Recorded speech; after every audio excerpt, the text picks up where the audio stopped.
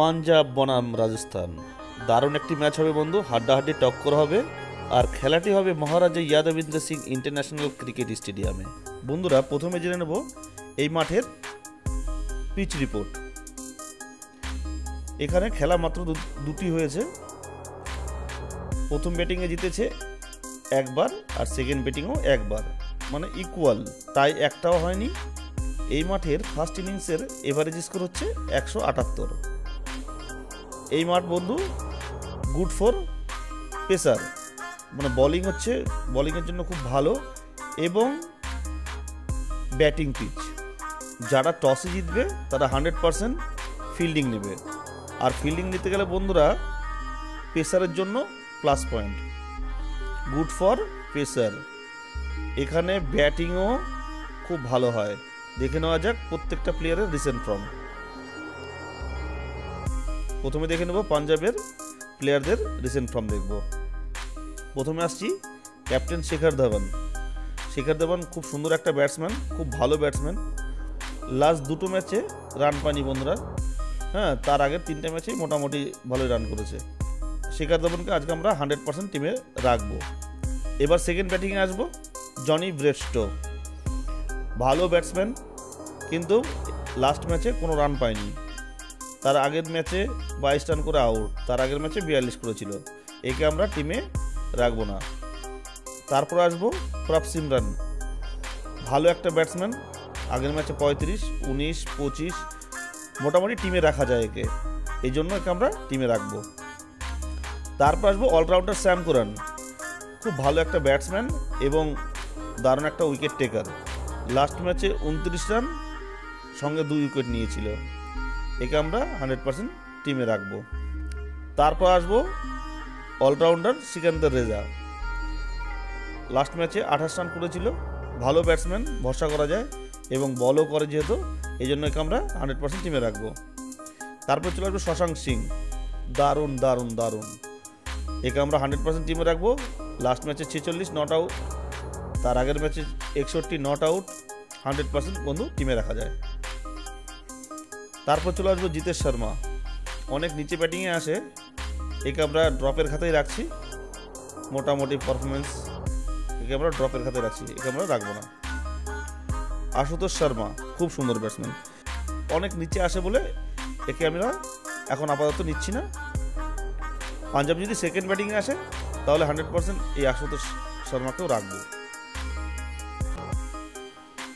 তারপর চলে আসবো হারপ্রীত বার, স্পিনার বলার। প্রত্যেকটা ম্যাচেই প্রায় উইকেট পেয়েছে, নিঃসন্দেহে খুব ভালো। লাস্ট ম্যাচে উইকেট পায়নি। একে রাখা উচিত, আপনারা রাখতে পারেন একে। 4 ওভার যেহেতু ওকে বল দেয়, এর দরুন একে রাখা উচিত। পাঞ্জাব যদি সেকেন্ড ব্যাটিংয়ে আসে তাহলে হারপ্রীত বারকে আমরা রাখবো।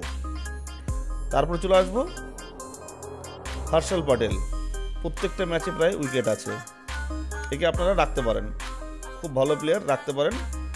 মিডলের দিকে বল করে, খুব ভালো। কিন্তু একে আমি টসের পরও একেও সিদ্ধান্ত নেবো একে আমি রাখবো কিনা।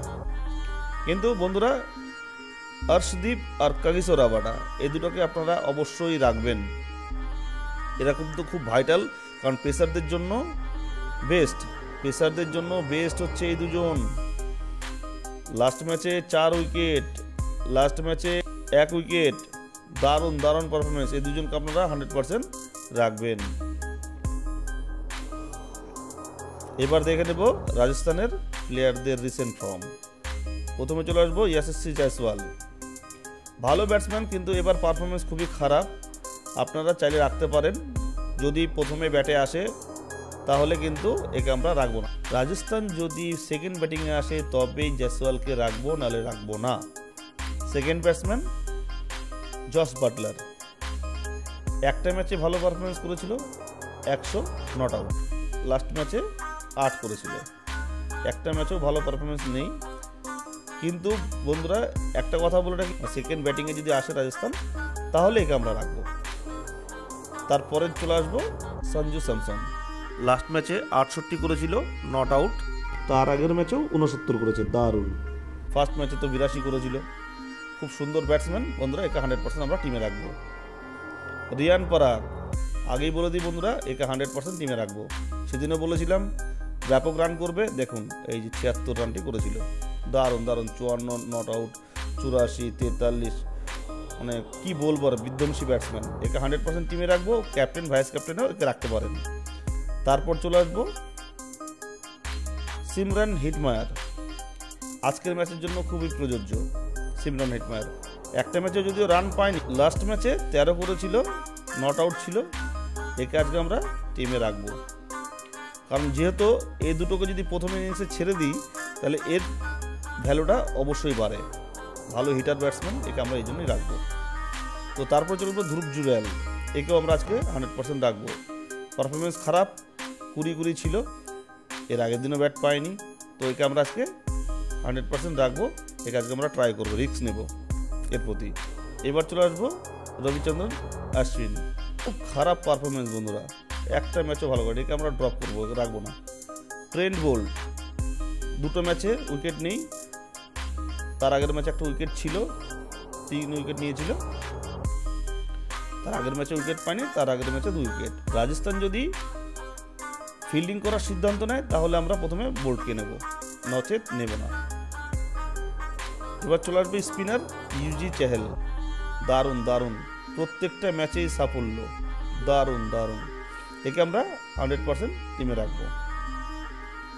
আবেশ খান মোটামুটি ভালো বলার, কিন্তু একে আমরা টিমে রাখবো না, একে আমরা টিমে রাখবো না। চলে আসবো কেশব মহারাজ, স্পিনার বোলার, সাউথ আফ্রিকার। লাস্ট ম্যাচে কোনো উইকেট পায়নি, 2 ওভার হয়তো করেছিল। নেক্সট ম্যাচে খেলবে কিনা এখনও সেটা আপডেট আসেনি, এই জন্য একে আমরা ড্রপের খাতায় রাখছি, মানে নেব না। কুলদীপ সেন লাস্ট ম্যাচে মারাত্মক পারফরমেন্স, 3 উইকেট, একে আমরা 100% টিমে রাখবো। এরপর চলে আসবো যে মাঠে খেলা হবে সেই মাঠের 2টো ম্যাচ, লাস্ট 2টো ম্যাচ, মানে 2টো ম্যাচই হয়েছে, সেই 2টো ম্যাচের কথা বলছি। পাঞ্জাব 20 ওভারে চেস করতে পারেনি প্রথম ম্যাচটা, 9 এপ্রিল যে খেলাটা হচ্ছিল লাস্ট ম্যাচ, সেই ম্যাচে পাঞ্জাব কিন্তু হেরে গিয়েছিল 2 রানে হেরে গিয়েছিল হায়দ্রাবাদের কাছে।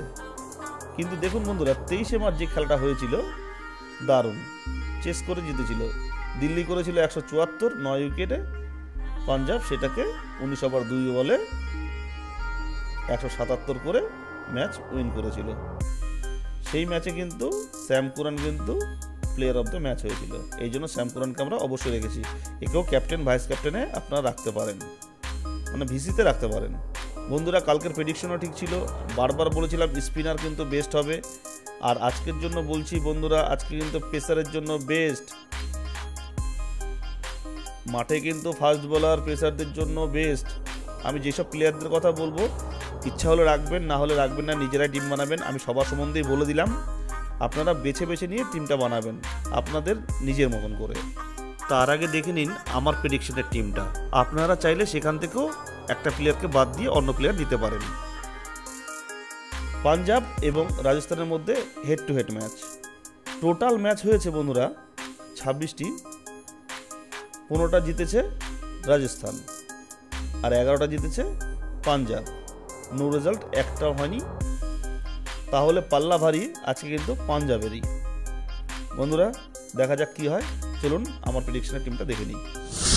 বন্ধুরা যেই পিচে খেলা হচ্ছে সেই পিচটি হচ্ছে ব্যাটিং পিচ, আর পেসারদের জন্য খুব ভালো। এখানে হাই স্কোর হয় 178, 172, এটা হচ্ছে এভারেজ স্কোর। সেইভাবে আমরা টিম বানাবো। আর ফাস্ট বলারদের জন্য খুবই উপযোগী একটা পিচ।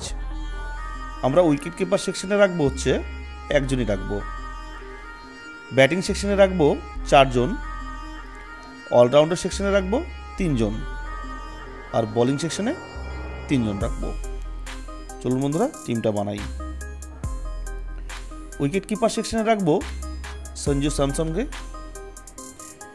ব্যাটিং সেকশনে শিখর ধাওয়ান, তারপরে রাখবো শশাঙ্ক সিংকে, তারপর রাখবো ধ্রুব জুরেলকে, প্রভ সিমরানকে রাখবো। অলরাউন্ডারে চলে যাব, অলরাউন্ডারে আছে শ্যাম কুরান, রাখবো হচ্ছে রিয়ান পরাগ। আর রাখবো সিকান্দার রেজাকে।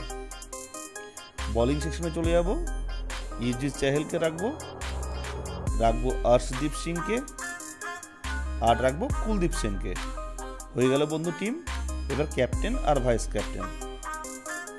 ক্যাপ্টেনের জন্য রাখবো আজকে শিখর ধাওয়ানকে, আর রাখবো রিয়ান পরাগকে। দুজনেই ভালো।